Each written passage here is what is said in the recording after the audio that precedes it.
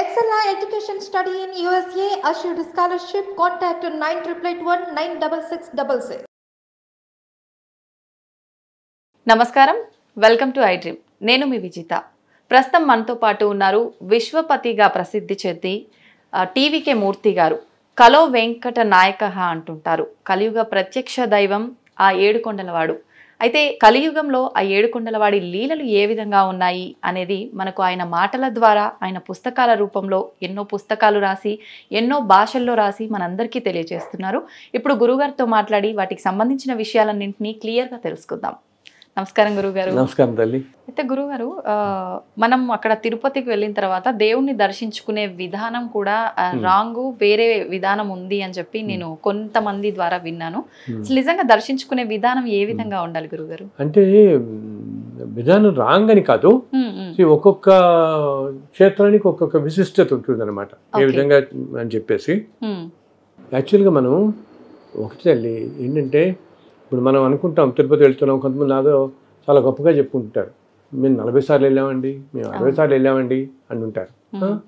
అసలు ఎప్పుడు అలా చెప్పకూడదు. ఎందుకంటే నేను ఇటువంటి వాళ్ళలో కొంతమందిని చూశానమ్మా. నేను ఏంటి, వాళ్ళు ఒక 400-500 జన్మల్లో తిరుపతి వచ్చి దర్శించుకుందాం అనుకుంటే వాళ్ళ వల్ల కాలేదు.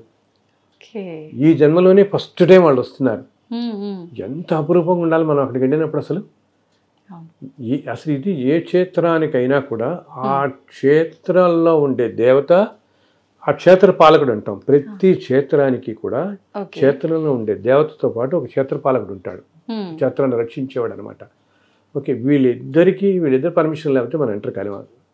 మనం అనుకుంటే ఎందుకు వెళ్ళాం, టికెట్ కొనుక్కి వెళ్ళిపోతాం. కానీ నేను ఎంతోమంది నేను చూస్తాను ఇన్ని సంవత్సరాలుగా, వెళదాం అనుకుంటూ ఏంటి పెద్ద పెద్ద అథారిటీలో ఉన్నవాళ్ళు, పెద్ద పెద్ద పొజిషన్స్లో ఉన్నవాళ్ళు కూడా సాధ్యమైతే కాదు, ఏదో విధంగా సంవత్సరాలు వెళ్ళిపోతుంది. సో అక్కడికి రావటం, అందులో ఇలా మనం వెళుతున్న వాళ్ళం ఏంటి, ఎంతో పుణ్యం చేసుకున్న వాళ్ళం అనమాట. ఓకే, మనం అనుకుంటున్న తేలిగ్గా వెళుతున్నాం కదా, అంత తేలిక కాదు అది. అక్కడ అడుగు పెట్టాలంటే ఒకటేమో వెంకటేశ్వర స్వామి వారి పిలుపు ఉండాలి, ఇంకోటి ఏమిటి, ఈ క్షేత్ర పాలకుడు, ఈ క్షేత్రానికి తిరుమల క్షేత్రానికి పాలకుడు ఎవరో తెలుసా? శివుడు. మన వాళ్ళందరూ అంటారు అసలు శివకేశవులకి భేదం లేదంటే ఇది ఇక్కడే అనమాట. ఇంత క్షేత్రానికి పరమేశ్వరుడే క్షేత్రపాలకుడు శివుడు దీనికి. సో వాళ్ళిద్దరు పర్మిషన్ కనుక మనకి లేకపోతే మనం అడుగుపెట్టలేం ఆ క్షేత్రంలోకి. సో అటువంటి క్షేత్రానికి మనం ఎప్పుడైతే వెళుతున్నామో దర్శనానికి, ఇంత అదృష్టంగా భావించి అక్కడ అట్లీస్ట్ ఆ కొండ మీద ఉన్నంత కాలం అయినా మనం వేరే ఆలోచనలు రానియకుండా, ఇప్పుడు అక్కడికి వెళ్ళిన తర్వాత ఏదో పాలిటిక్స్ గురించి మాట్లాడతారు, ఈ వ్యవహారిక విషయాలు ఇవన్నీ నీకు ఉండే అక్కడ ఒక్కరోజు అంటే, మనం బతికే 60-70 సంవత్సరాల్లో ఒక్కరోజు అనేది ఎంత తక్కువ టైం తల్లి. ఆ టైంలో నా స్వామి దర్శనం అంతే. అండ్ ఆ కొండ ఏంటి సామాన్యమైంది కాదు. ఇన్ని సంవత్సరాలుగా ఎంతోమంది దేవతలు, ఎంతోమంది మహర్షులు నడిచిన ప్రదేశం. మనం అలిపిరి నుంచి నడిచెక్కుతాము, ఆరిపోని కొండ మీద ఎక్కేసి, మామూలుగా బస్సులో వెళ్ళినా కొండ మీద ఎక్కామని కొండ మీద తిరుగుతుంటాం కదా, తిరుగుతుంటే తిరిగిన ప్రదేశం నేల భూమి అదే. ఇన్ని కోట్ల సంవత్సరాలు అవని భూమి అదే కదా. సో ఆ భూమికి ఉండే పవర్ అలా ఉంటుంది. ఏంటి, దేవతలు నడిచింది, ఒక అన్నమయ్య తెలుసు కదా మనకి, అన్నమయ్య నడిచింది, వీళ్ళందరూ మహాపురుషులు అంతా వెళ్ళి నడిచిన ప్రదేశం అది. సో ఆ ప్రదేశానికే చాలా పవర్ ఉంటుంది. సో ఇంత పవర్ ఉన్న ప్రదేశంలో మనం అందుకనే చూడండి, మామూలుగా ఎంతో బద్ధకం చేసేవాళ్ళు కూడా అనుకోకుండా నడిచెక్కేస్తారు వాళ్ళు అనుకుని. అండ్ పైన ఎక్కిన తర్వాత కూడా మనకి అన్ని గంటల క్యూలియన్లోనే మనకి అసలు తెలియదు. బికాస్ ఆ ప్రదేశానికి ఉండే శక్తి అంత శక్తి అనమాట, అంత పవర్ ఉంటుంది. సో అటువంటి క్షేత్రంలో మనం ఉన్నప్పుడు ఏంటి, ఎప్పుడూ భగవంతుడి దగ్గరికి వచ్చాము అదే ఆలోచనలోనే పెట్టుకోవాలి, వేరే ఆలోచనలు పెట్టుకోకుండా. అండ్ తిరుమలలో ఏంటంటే ఒక సాంప్రదాయం వస్తుంది. ఏమిటంటే మొట్టమొదట స్వామి పుష్కరిలో స్నానం చేయాలి. పుష్కరిణిలో స్నానం చేసి వరాహస్వామిని దర్శించుకుని, ఎదురుకుండా వరాహస్వామి ఆలయం ఉంటుంది, వరాహస్వామిని దర్శించిన తర్వాత స్వామివారిని దర్శించుకోవాలి. ఇది యాక్చువల్ సాంప్రదాయం అనమాట. ఈ మూడు ఇలా చేయాలి. ఇలా చేస్తే ఆ యాత్ర మనకి అక్కడితో సఫలీకృతం అయినట్టు. అలాగే కొండ మీద ఎంత పవర్ఫుల్, ఇప్పుడు నీకు అంతగా పుష్కరిణిలో స్నానం చేసేంత టైము ఓపిక లేదని కనీసం వెళ్ళి 4 నీళ్ళని చల్లుకోండి. ఎందుకంటే తల్లి ఆ పుష్కరిణిలో ప్రతి సంవత్సరం ఒకరోజు ఉమ్, ముక్కోటి తీర్థాలు, ఈ ప్రపంచంలో ఉన్న అన్ని తీర్థాలు, అన్ని నదులు, అన్ని సముద్రాలు అన్నీ కూడా ఉమ్, ఒకరోజు వచ్చి ఆ పుష్కరంలో కలుస్తాయి మొత్తం అన్నమాట. ఎందుకు కలుస్తాయి తెలుసా? ఆ, ఈ నదులు, క్షేత్రాలు వీటిలన్నిటిలో ఎంతోమంది వాళ్ళ పాపాలు పోగొట్టుకోవడానికి వెళ్ళి స్నానాలు చేస్తారు కదా. అవును. సో ఈ పాపాలన్నిటి మలినం అయి ఉంటాయి నదుల్లో, వీటిల్లో. ఉమ్, ఉమ్, ఈ మలినం తొలగడం కోసం అవన్నీ వచ్చి ఒక రోజున దీంట్లో కలుస్తాయి. కలుస్తాయి ఒకరోజు. ఓకే. అక్కడితో మళ్ళీ ప్యూర్ అయిపోతాయి. అంటే ఇన్ని కోట్ల తీర్థాలు, అన్ని నదులు, సముద్రం అన్నీ వచ్చి దాంట్లో కలుస్తున్నాయంటే, సముద్రాలు కానీ తీర్థాలు కానీ ఇంత పుణ్యప్రదమైనవన్నీ కలుస్తున్నాయి దాంట్లో. అంటే ఎంత పుణ్యప్రదం అసలు, పవిత్రమైనది. ఎంత పవిత్రమైన పుష్కరం అన్నమాట. ఉమ్, అందుకని పాతకాలంలో అందరూ పుష్కరంలో స్నానం చేసేవాళ్ళు. ఇప్పుడు ఏంటి హడావిడి స్పీడ్ అయిపోయి వెళ్ళిపోతున్నారు. కనీసం మీకు ఏమాత్రం వీలున్నా పుష్కరంలో స్నానం చేసి చక్కగా ఓకే. అసలు సర్వ రోగాలను పోతాయి తల్లి. అంత పవిత్రమైన నీరు అనమాట. అంతేకాకుండా ఇంకోటి ఏంటంటే, వైకుంఠంలో విరజా నది అని ప్రవహిస్తూ ఉంటుంది. ఉమ్, ఉమ్, వైకుంఠంలో మాత్రమే, భూమి మీద ఉండదు. ఓకే. ఆ వైకుంఠంలో ఉండే విరజా నది ఇక్కడ తిరుమలలో స్వామివారి పాదాల కింద ప్రవహిస్తూ ఉంటుంది, అంతర్వాహినిలాగా కొండల్లో. ఓకే. అది ఒక కాలంలో ఎట్లా ఉండేదంటే, ఆ స్వామివారి పాదాల నుంచి ఇలాగ బయటికి వాటర్ వచ్చేది గుళ్ళు అంతా. స్ప్రింకిల్స్ లాగా. లేదు, పాదాల బయటకు వచ్చేసేది వాటర్. ఓకే. ఓకే. అందుకని వాళ్ళ తర్వాత కాలంలో కొంచెం సీసం అది వేసి చేశారు, నీళ్ళు వచ్చేసేవి. సో కింద అంతర్వాహినిలాగా వైకుంఠంలో ఉండేది. ఆ విరజా నది ఇది కూడా ఈ పుష్కరంలో కలిసి ఉంటుంది. ఉమ్, ఉమ్, సో ఎంతో పుణ్యపదం. అందుకని కనీసం 4 నీళ్ళు చల్లుకున్న పుణ్యపదం. ఉమ్, ఆ తర్వాత ఇంకా స్వామిని దర్శించుకునేటప్పుడు ప్రతి క్షణం మనం దర్శించుకుంటున్నప్పుడు ఉమ్, ఆయనే తలుచుకుంటూ వెళ్ళండి మీరు వెళ్ళేంత వరకు కూడా. బికాస్ ఆ చుట్టుపక్కల అంతా ఆయన ఉంటాడు. అట్లాగే మనకి సాధారణంగా చాలామంది వెళ్ళే వాళ్ళలో కోరికలతో వెళ్ళేవాళ్ళు అవును. ఉంటాం కదా, ఏదో కష్టంతో.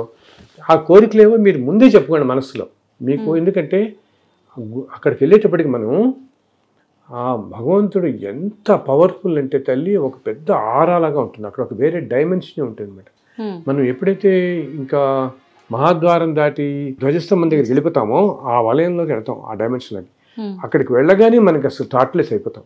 మనకి ఏ కోరికలు ఏమి, అసలు మెస్మరైజ్ అయిపోతాం అనమాట పూర్తిగా. మనం కూడా డైమెన్షన్లోకి వెళ్తాం కదా, ఏది తెలియదు. అందుకు మీరు అసలు చెప్పాలంటే మనకి ఏం కావాలో ఆయన తెలియదా? తెలుసు. అన్నీ ఆయన తెలుసు. సో మన తృప్తి కోసం మనం తెలుసుకోవటం. ఇంకొకటి పైన ఎప్పుడు కూడా ఎంతోమంది దేవతలు నిత్యం రకరకాల రూపాల్లో తిరుగుతుంటారు అక్కడ. నిజమైన గురుగారు అది. నిజంగా.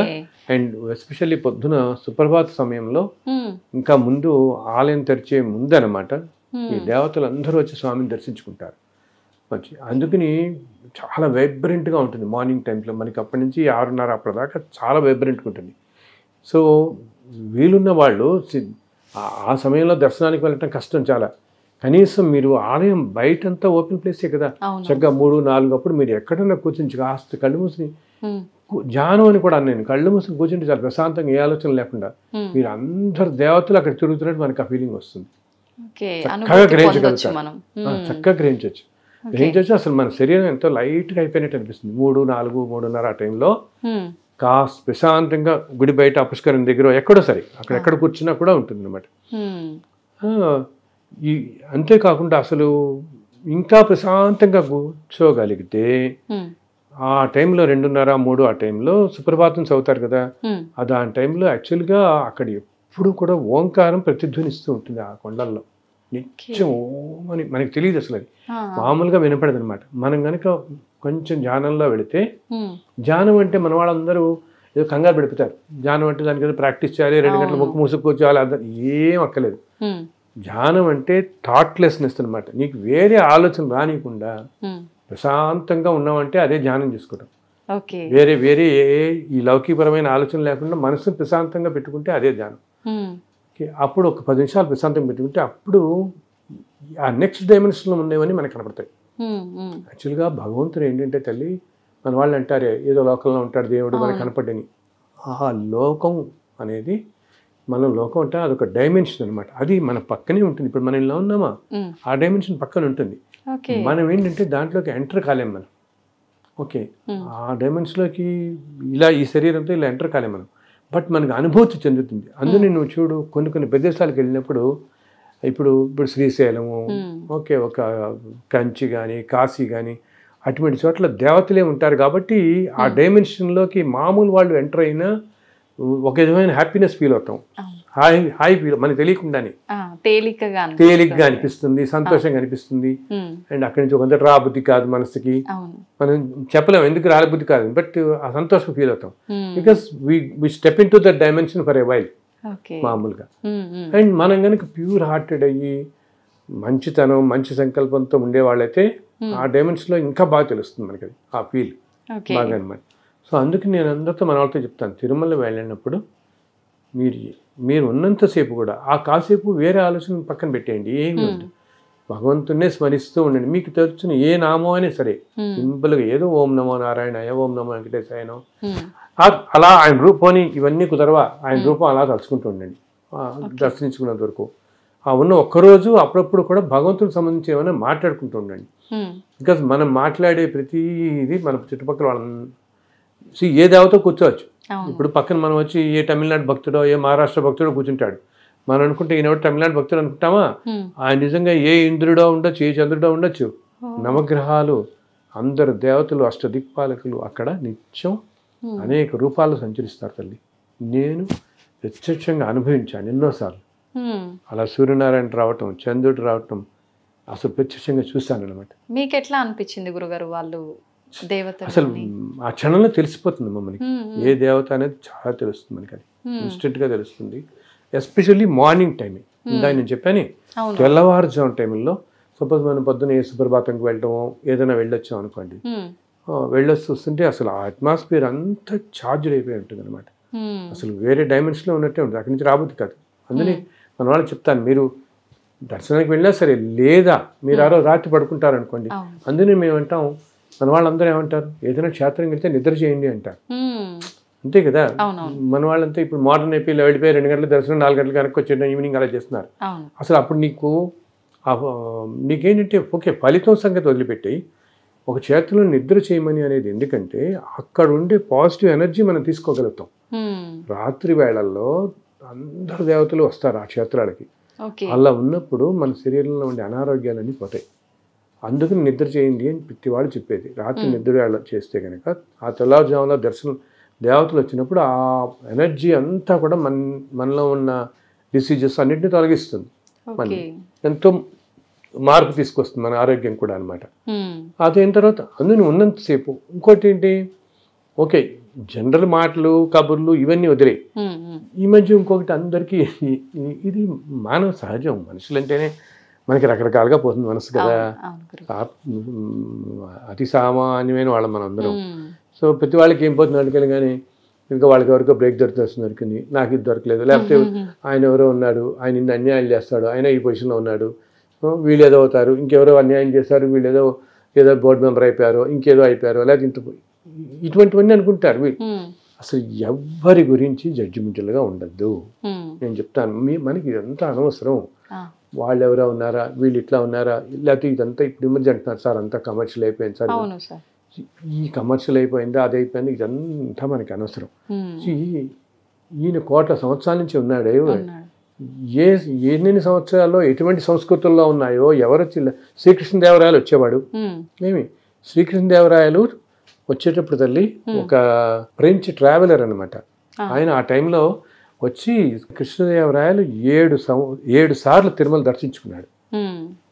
ఆయన వచ్చినప్పుడు కొండ మీదకి తెలుసా 10,000 గుర్రాలు వచ్చేవి.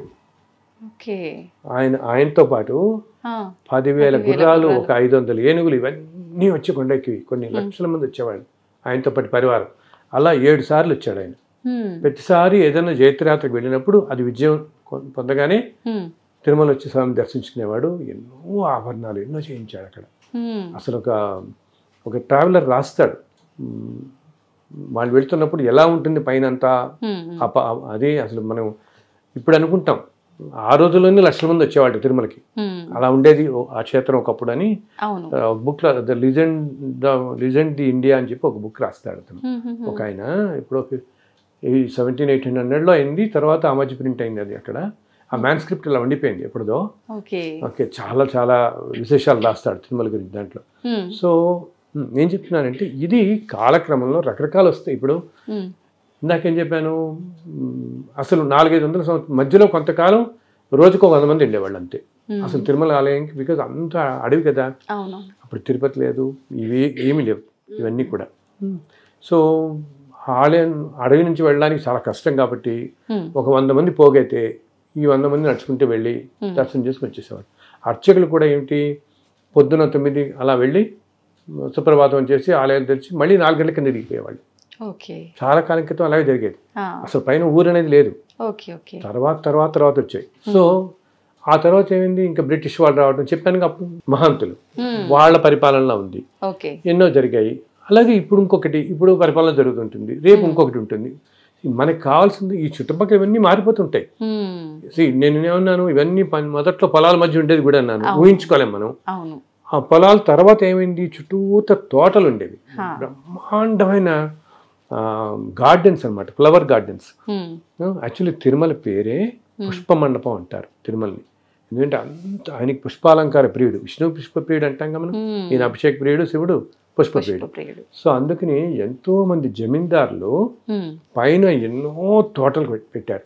అన్ని ఇప్పుడున్న గెస్ట్ హౌస్లు ఉన్న చోట్ల అన్ని తోటలే. అందుకనే వాటిని ఇప్పుడు మనం రామ్ బగీచా అని ఎదుర్కొన్నా వింటామా. యాక్చువల్లీ రామ్ బగీచా అంటే తోట అనమాట. ఒకప్పుడు అక్కడ ఒక ఆయన కట్టించిన నార్త్ ఇండియన్స్ పెట్టిన ఒక పెద్ద తోట ఉండేది. సో అందులో దాన్ని రామ్ బగీచా అనేవారు. అలా రకరకాల అన్ని పైన ఆ గెస్ట్ హౌస్ ఉన్న పేర్లు కొన్ని అలాగే ఉంచారు. ఈ కాట మండప ఇవన్నీ అనమాట, ఈ పూలు తోటలన్నీ ఉండేవి, వాటి మధ్యలో ఉండేవాడు. అలా ఇప్పుడు ఇలా వచ్చింది. సో మనం ఇవన్నీ పట్టించుకోకూడదు. ఇప్పుడు రేపు పొద్దున కొన్ని వేల సంవత్సరాలు అయ్యేటప్పుడు ఇంకోటి ఏదో మారిపోతుంది, ఈ సంస్కృతి మారిపోవడంతో ఇవన్నీ. బట్ లోపల ఆయన మాత్రం ఒకటే కదా, ఆయన అలాగే ఉంటాడు. ఆయన వీటన్నిటికీ చిద్విలాసంగా ఉంటాడు. ఆయనకి ఇది ఏమీ పట్టదు. ఓకే, ఇది ఇలా నన్ను ఏమో జరుగుతున్నారు, ఆయన ఇంత అధర్మాలు జరుగుతున్నాయి, ఇన్యాయాలు జరుగుతున్నాయి, ఆయన ఏం చేయడంటే ఇది కాల ప్రవాహంలో ఎప్పుడూ రకరకాలుగా కొంతకాలం ఇలా ఉంటుంది, కొంతకాలం ఇలా వెళ్తుంది, ఎన్నెన్నో అవుతుంటాయి. అన్నిటికీ సాక్షిభూతుడు ఆయన చూస్తుంటాడు. అది ఈ అధర్మాలు ఇవన్నీ మనం చేసుకునేవి కదా. సో మనం అక్కడికి, అంతేగాని ఆయనేం కావాలని ప్రకృతి విపత్తులో ఆయన ఏదో సృష్టించడు. మనుషులే అధర్మంగా వెళ్ళిపోయి అడవులను కొట్టేసి నేచర్ని అంతా ఇలా నాశనం చేసి ఇలా తెచ్చుకుంటున్నారు. కానీ ఆయన ఏం చేస్తాడు, ఆయన ఏం చేయడు. దానివల్ల వస్తున్నాయి ఇవన్నీ చెప్తే. సో లోపల ఉండేది ఆయన మాత్రం సిద్ధిలేసి ఉంటాడు. మనం వెళ్ళిన భక్తులు ఈ డైవర్షన్స్కి లోన్ కావద్దు అని చెప్తాను నేను. వీటికి లోన్ కాకుండా జస్ట్ చక్కగా వెళ్ళి ఆయన దర్శించుకోండి, ఉన్నంతసేపు స్వామిని ఆరాధించండి, 4 మంచి మాటలు చెప్పుకోండి, రండి. ఇవేమి ఈ చుట్టుపక్కల పరిస్థితుల గురించి ఆలోచించండి. బికాస్ అక్కడ ఇప్పుడు ఎవరికి తెలుసు మళ్ళీ అసలు ఈ జన్మలో రాగలుగుతామో లేదో, ఈ జన్మ వదిలే ఇంకో 100 జన్మ దాకా అడలేమో మనం. ఇప్పుడు వచ్చే జన్మలో మనం ఇప్పుడు ఈ జన్మలో పుట్టాం, వచ్చే జన్మలో ఏ పాకిస్తాన్లోనూ పుట్టచ్చు, ఏ ఫ్రెంచ్లోనూ పుట్టచ్చు, ఏ ఫ్రెంచ్ దంపతులు ఏ అమెరికన్స్ పుట్టచ్చు, ఏ రష్యాలోనూ పుట్టచ్చు. ఇవన్నీ కాకుండా ఏదో అమెజాన్ ఫారెస్ట్లో ఎక్కడ పుట్టచ్చు. ఏ జాతిలో అసలు వైల్డ్ లైఫ్లోకి వెళ్ళిపోతామో, ఎక్కడికి వెళ్తామో, నెక్స్ట్ లైఫ్లో ఎక్కడికి వెళ్తామో అని తెలియదు. సో మళ్ళీ నువ్వు ఈ తిరుమలని కొన్ని 100 జన్మల దాకా నువ్వు ఇటు రాలేకపోవచ్చు. ఎంత ప్రెషియస్ మరి అది కదా ఆ టైం. అది మన వాళ్ళకి తెలుసు చాలా పవర్ ఉంది ఇదంతా. ఇది కూడా ఉంటే ఇంకా బాగా గ్రహించగలుగుతారు, ఆ శక్తిని ఇంకా బాగా గ్రహించగలుగుతారు. అట్లాగే కొండ మీద ఉన్నప్పుడు సూర్య నమస్కారం పెట్టుకోవడం అంటే చాలా మంచిది. సూర్యుడికి ఒక్కసారి వీలుంటే సూర్యుడు ఉన్నసేపు తిరిగి ఒక్క నమస్కారం. ఎందుకంటే సూర్యనారాయణ అంటే స్వామివారే కదా, సూర్యనారాయణమూర్తి. సో తిరుమల కొండ మీద సూర్యుని కనుక ఆరాధిస్తే ఎటువంటి అనారోగ్యాలైనా తొలగిపోతాయి అన్నమాట. ఎందుకంటే రథసప్తమి చాలా బాగా చేస్తారు అక్కడ. ప్రతి సంవత్సరం రథసప్తమి రోజున ఉదయం నుంచి మామూలు బ్రహ్మోత్సవాల రోజు వాహనాల సేవలు ఉంటాయి కదా, అలా ఆ రోజు పొద్దు నుంచి ఉదయం దాకా అన్ని వాహనాలు మళ్ళీ పెడతాయి. ఒకే రోజు అన్ని వాహనాలు చూడొచ్చు మనం. రథసప్తమి రోజు కొండ మీద ఉంటే పొద్దున 6 గంటలకి సూర్యప్రభ వాహనంతో స్టార్ట్ చేసి సాయంత్రం దాకా అన్ని 7 వాహనాలు మనం చూడగలుగుతాం. బ్రహ్మోత్సవాలు చేసే వాహనాలు. ఎందుకంటే సూర్యనారాయణుడు ప్రత్యక్ష దైవం కదా. అవును. సో కొండ మీద ఉన్నప్పుడు మన వాళ్ళందరికీ నేను చెప్పేది ఏంటంటే ఒక్కసారి సూర్యుడికి నమస్కారం పెట్టుకోండి. అది చాలా మనకి అనారోగ్యాల నుంచి బయటపడేస్తుంది. ఇంత మహత్యం ఎందుకు గురువు గారు? అంటే వెంకటేశ్వర స్వామికి కానీ ఆ స్థలానికి కానీ అక్కడ ఇందాక చెప్పాను చూడు, ఈ సృష్టి మొత్తానికి కారణభూతమైనటువంటి పరబ్రహ్మ స్వరూపమే ఉంది అక్కడ. అండ్ ఆయన ఇప్పుడు మామూలుగా ఆలయాలు ఏంటి, కొన్ని స్వయం వ్యక్తం అంటాం, అంటే భగవంతుడే వెలియటం. కొన్ని ఆలయాలు ఏంటంటే మహర్షుల చేత ప్రతిష్ఠింపబడేవి, కొన్ని ఏమో సిద్ధుల చేత యోగుల చేత ప్రతిష్ఠింపబడేవి. ఇప్పుడు మనం అంటుంటాం చూడు, ఇది అగస్త్యుడు ప్రతిష్ఠించాడు, ఇది భారద్వాజ్ ప్రతిష్ఠించాడు అని చెప్పుకుంటుంటాం ఏదైనా గుళ్ళకి వెళ్తే ఊళ్ళల్లో మనం కొన్ని చోట్ల. అలాగా కొన్ని సిద్ధులు యోగులు, కొన్ని ఆ స్వామీజీ ప్రతిష్ఠించారు, ఈ స్వామి ఇలా చెప్తుంటాం. కొన్ని ఈ మిగతావి మానవ ప్రతిష్టాలు, అంటే మానవులు మనం కట్టించేవి, వీళ్ళు చేసేవి. సో వీటిలన్నిటికంటే సుప్రీం ఏంటి, స్వయం వ్యక్తం, అంటే భగవంతుడే స్వయంగా మనం కోటం వేలవటం అనమాట. సో ఇలా తిరుమలలో ఉన్నది అలా సాక్షాత్తు ఆయనతో ఆయన వెలిసింది. ఆయనే మనని కలియుగంలో ఈ కష్టాల నుంచి కాపాడడం కోసం ఆయన తీసుకున్న ఇదనమాట. అందుకని అంత పవర్ఫుల్ ప్లేస్ అది. సాక్షాత్తు భగవంతుడే వైకుంఠం నుంచి వచ్చి నిలబడిన ప్రదేశం కాబట్టి. ఇంకొకటి ఏమిటి, అలాగే ఈ వెంకటాద్రి అని మనం కొండ ఎక్కుతున్నాం కదా, ఈ వెంకటాద్రి అంతా కూడా శేషాచలం కూడా అంటాం. అది యాక్చువల్లీ అంతా ఆదిశేషుడే. ఆదిశేషుడే ఆ పర్వత రూపంలో అలా ఉంటాడు మొత్తం, ఎందుకంటే పైన స్వామివారు ఉన్నారు కాబట్టి పర్వత రూపంలో ఉంటాడు.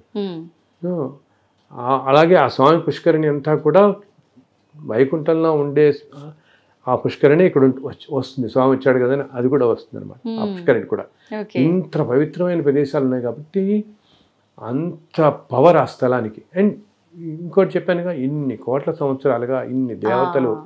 అంతేకాదు అసలు మనం అనుకుంటాం రాములు వారు కూడా సాక్షాత్తు వెళుతూ రామచంద్ర వాళ్ళు కూడా వస్తారు ఇక్కడికి, తిరుమల కొండకు వస్తారు.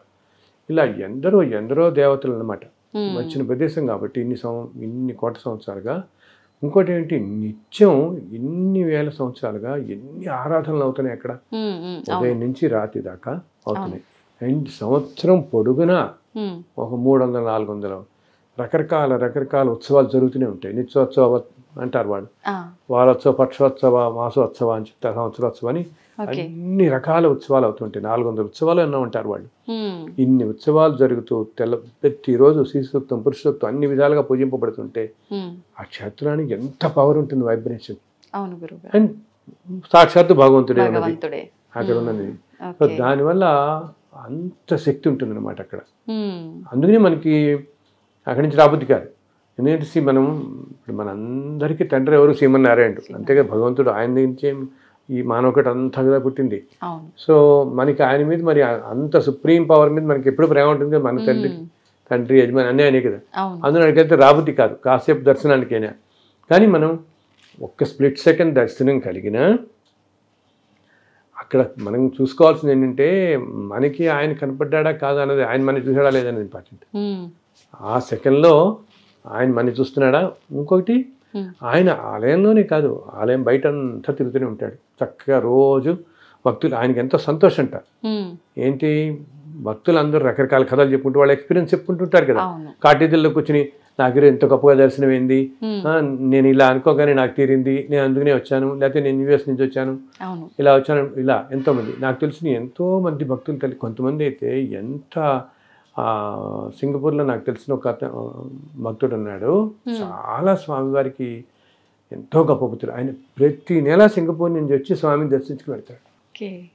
వినోద్ అని చెప్పి చాలా భక్తుడు అనమాట. అది ఎంత పవిత్రమైన ప్రదేశం, ఎంత పవర్ఫుల్ ప్రదేశం కాకపోతే అలా లాగేస్తుంది మనిషిని. ఎంత అచంచలమైన భక్తితో వచ్చేవాళ్ళు ఎలా ఉంటారు అక్కడికి. సో ఎంతో ఆతృతో అలా వచ్చే భక్తుల కోసం ఆయన ఎదురు చూస్తుంటాడు. వాళ్ళు అంటుంటారు ఆ స్వామివారు అసలు ఆయన, మనం ఇందాక నేను చెప్పాను, శిలగా మనల్ని భ్రమింపజేస్తున్నాడు అంట. అంటే మనందరినీ అలా మాయలో పడేస్తున్నాడు, శిలగా కనపడుతున్నాడు, కానీ నిజంగా భగవంతుడే అక్కడ సాక్షాత్తు ఉంటున్నాడు. ఒక్కోసారి నేను ఈ మధ్య లాస్ట్ టైం వెళ్ళినప్పుడు 2 సార్లు వెళ్ళాను ఆ రోజు దర్శనానికి. పొద్దున వెళ్తున్నప్పుడేమో ఇలా మామూలుగా చూస్తున్నట్టు కనపడింది, తర్వాత వెళ్తున్నప్పుడేమో ఇలాంటి చిరునవ్వుతో కనపడ్డారు. అంటే మీకు విగ్రహ రూపం కనిపించదా గురుగారు? ఇంకా విగ్రహ రూపంలోనే నీకు అది తెలుస్తుంది వెంటనే. ఓకే. ఒక్కసారి చిరునవ్వు నవ్వుతున్నట్టుగా ఆయన ఒళ్ళు చదిరిస్తుంది మనకి తలుచుకుంటేనే, చెప్తుంటేనే. ఇది చాలా మంది చెప్తారు, అక్కడ ఉన్న అర్చకులు చెప్తారు, అర్చకులు నిత్యం ఉంటారు కదా, వాళ్ళు చెప్తుంటారు స్వామి మొహంలో మాకు ఎంతో ఆనందం కళ కనపడుతుంటుంది. అంటే ఎవరు మహాభక్తులు ఎవరో వస్తున్నాడు ఈరోజు, స్వామి కూడా చాలా సంతోషపడుతుంటారు, చాలా సంతోషపడుతున్నారు వాడు అని చెప్పేసి అట్లా అని. అందుకని పైన కొండ మీద ఆయన ఎప్పుడు మన మధ్య తిరుగుతూ ఉంటాడు రకరకాల రూపాల్లో. ఏదో మనం చూడు, ఒక్కోసారి మనం ఏదైనా మాట్లాడుకుంటున్నప్పుడు ఎవరో ఏది పని లేనట్టుగా వచ్చి మన పక్కన కాసేపు కూర్చొని అలా వెళ్ళిపోతారు. ఓకే, మనం అలాగే ఏదో ఏ టీ కాఫీ తాగడానికి ఏదో చెట్టు కిందకి వెళ్ళి తాగుతుంటామా, ఎవరో వచ్చి మనం ఏదో మన ఫ్రెండ్స్తో చెప్పుకుంటుంటాం, ఇందాక దర్శనం అయింది, అయితే రేపు పొద్దున్న దర్శనం ఉంది, నేను 4 ఏళ్ల క్రితం ఇలా వచ్చాను, నాకు ఇంత అద్భుతం, ఇవన్నీ జరుగుతుంటే ఇటువంటివన్నీ ఎవరో ఒకళ్ళు వచ్చి ఆయన కూడా టీ తాగి వెళ్ళిపోతుంటాడు, మనతో మాట్లాడి ఏదో చిరునవ్వునే వెళ్ళిపోతాడు. అతనేంటి సాక్షాత్ స్వామివారే. ఆయనకి చాలా ఇష్టం అనమాట భగవంతుడి గురించి చెప్పుకుంటున్నా లీలలు వింటుంటే. ఏంటి వీళ్ళందరూ అంత మార్గంలో ఉన్నారు కదా, మరి అంత భక్తి మార్గంలో ఇలా ఉన్నారు మైమరిచి. ఎవరైతే అంత ప్యూర్ హార్ట్స్తో ఉంటారో, మనస్సుతో, వాళ్ళ దగ్గర ఆయన అంటాడు కదా, నా లీలలు కానీ నా ఇది కానీ ఎక్కడ ఉంటాయో నేను అక్కడ ఉంటారు, కూర్చుని ఉంటారు, అక్కడే టెస్ట్ వచ్చి కూర్చుంటాడు. గాత్రం ఎవరైతే పాడుతుంటారో కీర్తనలు ఇవన్నీ, అలాగే ఆయన విశేషాలు చెప్పుకున్నప్పుడు కూడా కూర్చుంటాడు. అందుకని ఆ ప్లేస్ అంత పవర్ఫుల్ అయింది. ఎందుకు ఇందాక అన్నావే, ఇంత శక్తివంతమయ్యి మనకి వెళ్ళటానికి ఇంత కష్టమైనా వెళ్ళిన తర్వాత ఒక్క స్ప్లిట్ సెకండ్ దర్శనం మనకు వచ్చేది, కానీ మళ్ళీ లాగేస్తుంటది కదా, మళ్ళీ వెళ్ళాలి, మళ్ళీ వచ్చినప్పటి నుంచి మళ్ళీ ఎప్పుడు వెళదామా. అండ్ ఇంకొకటి, మన సంకల్పం గట్టిగా ఉంటే తల్లి ఆయన ఏదో ఏర్పాటు చేసేస్తాడు. నేను చాలాసార్లు చూస్తున్నాను, వెళ్ళాలి ఇలా అనుకున్న వాళ్ళకి గబుక్కుని ఆ పక్కింటి వాళ్ళు రమ్మటం, ఎవరో తెలిసిన వాళ్ళు రమ్మటం, నేను కూడా తీసుకెళ్తాం 10 మాతో పాటు, గబుక్కుని అది జరిగిపోతుంది. మన సంకల్పం లేకుండా వెళదాలే పర్వాలేదు అనుకున్న వాళ్ళకి ఇది ఒకటి జరగదు. అది మాత్రం మనం ఎప్పుడూ తక్కువ చేయకూడదు అక్కడ. బికాస్ ప్రతి అక్షరం నిజమనే, ప్రతి మనం మాట్లాడే ప్రతి మాట చక్కగా వింటూనే వింటున్నాడు, అన్నీ వింటుంటారు చక్కగా అని చెప్పని. ఇందాక సర్వవ్యాప్తి నారాయణుడు అని అంటారు, మొత్తం వ్యాపించి ఉన్నవాడు. గురుగారు, మీకు ఇప్పటికీ భగవంతుడు దర్శనం కలుగుతూ ఉంటుందా? చాలా పెద్ద ప్రశ్న వేశావు. కలుగుతుందమ్మా, కానీ చెప్పాను రకరకాల రూపాల్లో దర్శనం ఇస్తుంటాడు ఆయన. ఎన్నెన్నో ఇప్పుడు చెప్పానుగా, ఈ పుస్తకాలని రాస్తున్నప్పుడు శ్రీకృష్ణుడు మీద రాసినప్పుడు, లక్ష్మీనరసింహ స్వామి మీద రాసినప్పుడు, అమ్మవారి మీద, శివుడి మీద, రాముల వారి మీద, రాముల వారి మీద రాసినప్పుడైతే అసలు రాయక ముందే నాకు రోజు రామచంద్రుల వారు, ఆంజనేయుడు అలా వచ్చి దర్శనం ఇచ్చారు నాకు. ఆ తర్వాత నేను రామరక్షావతం అని ఒక బుక్ రాశాను అనమాట. సో ఎన్నోసార్లు ఎన్నో రూపాల్లో తెలుస్తుంది. అంటే మనం ఏం లేదు తల్లి, మనం చాలా ప్యూర్ మైండ్తో ఉంటే ఆయన అలా కూర్చోడు, చక్కగా వచ్చి కూర్చున్నాడు మనకు తెలుస్తుంది కూడా, భగవంతుడు ఉన్నాడు మన పక్కనే అని తెలుస్తుంది. అది దానికి కావాల్సిందల్లా ప్యూరిటీ ఆఫ్ థాట్. నేను అందరూ అదే చెప్తాను, మనస్సు స్వచ్ఛంగా. ఇప్పుడు మనం భక్త కన్నప్ప, భక్త రామదాస్ ఇవన్నీ చదువుతాం కదా, ఎన్నో మనం మహాభక్తుల గురించి చదువుకుంటాం కదా. వాళ్ళందరూ భక్త కన్నప్ప అనుకో, వాళ్ళేం పెద్ద పెద్ద యాగాలు యజ్ఞాలు చేసిన వాళ్ళు కాదు కదా. ప్యూరిటీ అనమాట, మనస్సు స్వచ్ఛంగా ఉంటే భగవంతుడు అలా టెస్ట్ వచ్చి కూర్చున్నాడు పక్కన. సో అలా నేను గమనించాను ఎన్నో. ఇప్పుడు ఎప్పుడన్నా నేను ఇలా అన్నా అని చెప్తున్నాను, ఎప్పుడన్నా నాకు కొంచెం మనసు ఏదైనా చికాగ్గా ఉందనుకో, ఏదో ఒకటి ఏదో కారణం తెల్లాలేస్తే మనం నిత్యం ఎన్నో ఉంటాయి కదా మన దైనందిన లైఫ్లో, జీవితంలో. వెంటనే నాకు గబుక్కుని ఏదో ఒక ఫోన్ వస్తుంది, మేము ఏదో తిరుమల నుంచి మాట్లాడుతున్నాం అండి, మీ పుస్తకం ఇందాక ఇక్కడ నా దొరికిందండి, ఇలా జరిగిందండి, ఏదో ఒకటి ఆయన క్షణంలో చూపిస్తాడు. ఎందుకంటే మన మనసులోనే గ్రహిస్తారు కదా, వెంటనే నాకు మన మూడు మార్చేస్తాను. ఒక్కోసారి గబుక్కుని అన్ఎక్స్పెక్టెడ్గా ఎవరో ఒకళ్ళు వచ్చి తలుపు కొడతారు, తలుపు కొట్టి కాసేపు కూర్చొని ఏవో అవి మాట్లాడతారు, ఇంకా మళ్ళీ జన్మలో నాకు కలవరు. అప్పుడు నాకు తర్వాత నాకు అర్థమవుతుంది వచ్చినవాడు ఈ రూపంలో వచ్చాడు. బికాస్ ఇప్పుడు కలియుగంలో ఏంటంటే ఇందాక చెప్పినట్టు నీకు భగవంతుడు మానవ రూపంలోనే దర్శనమిస్తాడు ఎక్కువగా. ఓకే. మానవ రూపంలోనే, సాధారణంగా మానవ రూపాల్లోనే దర్శనమిస్తాడు. ఇంతకుముందు యుగాల్లో లాగా ఆ రూపంలో దర్శనం పెట్టడం చాలా తక్కువ. నేను ఇవ్వను అని నేను అనను. మహాభక్తులకి వాడు కోరిన రూపంలో దర్శనమిస్తున్నాడు ఇప్పటికీ. వాళ్ళు ఏ రూపంలో కోరుకుంటే ఆ రూపంలో దర్శనమిస్తున్నాడు ఇప్పటికీ కూడా.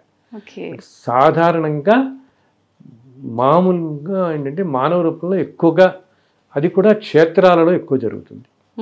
ఎక్కువ క్షేత్రాల్లో ఇప్పుడు మనం ఇందాక నేను ఒక భద్రాచలం వెళ్ళినా, ఒక కాశీ వెళ్ళినా, శ్రీరంగం వెళ్ళినా, అటువంటి చోట్ల మనం ఇంత ఆర్తిగా ఉంటే ప్రతి వాళ్ళకి ఉంటుందో నాకు భగవద్గీత. నన్ను అడిగేవాడలో వచ్చి అడిగే క్వశ్చన్స్లో చాలా మంది అడిగే ఫస్ట్ క్వశ్చన్ ఇది, మాకు భగవద్ దర్శనం ఎప్పుడు అవుతుందండి అంటుంటారు. రెండో క్వశ్చన్ ఏమో మాకు మోక్షం ఎప్పుడు వస్తుంది అంటారు. నేను భగవంతుడి దర్శనం నేను చెప్తాను ఇట్లాగే, అయినా మీరు ఆర్తిగా చక్కగా ఉంటే తప్పకుండా ఆయన ఇస్తాడు, తప్పకుండా కనపడుతుంది అని మీకు తెలుస్తుంది కూడా. ఇప్పుడు ఒకటి ఏంటి, మనకి దర్శనం అవ్వటం ఒకటి, తెలవటం ఒకటి. ఇప్పుడు తెలియకుండా వెళ్తే మనకి ఆ తృప్తి ఉండదు కదా, మళ్ళీ ఉండదు కదా, అనుభూతి కూడా చెందాలి కదా. సో అది కూడా జరుగుతుంది. అది కూడా మనం ఎప్పుడైతే అంత ఆర్తిగా ఉన్నామో దర్శనం ఇవ్వటమే కాకుండా వచ్చింది పరమేశ్వరుడే వచ్చాడు ఈ రూపంలో అని మనకి తక్కువని అర్థమవుతుంది కూడా. కాసేపటికైనా ఆయన విడిపోయిన తర్వాత మనకి తప్పకుండా అర్థమవుతుంది, ఇస్తాడు. మోక్షం అని అంటారా, ఈ మోక్షం రావాలంటే ఇందా చెప్పానే కొన్ని వందల జన్మల్లో వీటిలో అన్నిటికీ డిటాచ్డ్గా ఉంటూ ధర్మంగా వెళ్ళిపోతుంటే అప్పుడు దగ్గర అవుతూ ఉంటాం మోక్షానికి. మనం చేసే పనులపైన ఆధారపడి ఉంటుంది, కానీ మనం చేసే పనులపైనే, మన ఆలోచన మనం చేసే పనులపైన. అందరి మంచి కోరుకుంటూ మంచితనం చూస్తూ దేనికి జడ్జిమెంటల్గా ఉండకూడదు. వీడు ఇట్లా ఎందుకున్నాడు, వాడు ఎట్లా ఎందుకున్నాడు, వీడు నన్ను ఇలా ఎందుకు అనుకున్నాడు, ఇది ఇలా ఎందుకు జరిగింది, అవి ఎలా ఏమి ఎందుకు ఎలా జరుగుతున్నాయి అనేది మనకి కారణం దేనికి మనకి తెలియదు. ఈ కారణాలన్నీ కూడా ఏదో జన్మల నుంచి ఇన్ని జన్మల్లో వస్తుంటే ఏ జన్మలో వాళ్ళు ఏం చేసుకున్నారో మనం ఏం చేసుకున్నామో వీటన్నిటికీ కారణం ఏమిటనేది తెలియదు. అందుకని మనం ఎవరిని జడ్జ్ చేయకూడదు. అసలు ఏం మనకి ఏదైనా కష్టం అని కలిగినా ఏమో మన జన్మ మనం ఏదో చేసుకున్నదని మనకు కష్టం కలిగింది అనుకోవటం, నాయన ఇది తట్టుకునే శక్తి అంటాం వాడిని. ఇందాక చెప్పాను కదా, నలుగురికి తోచినంతలో సహాయం చేయటం, అది కాపాడినట్టు ఏది కాపాడుతుంది అందరూ. అది కూడా ఏంటి, నీకు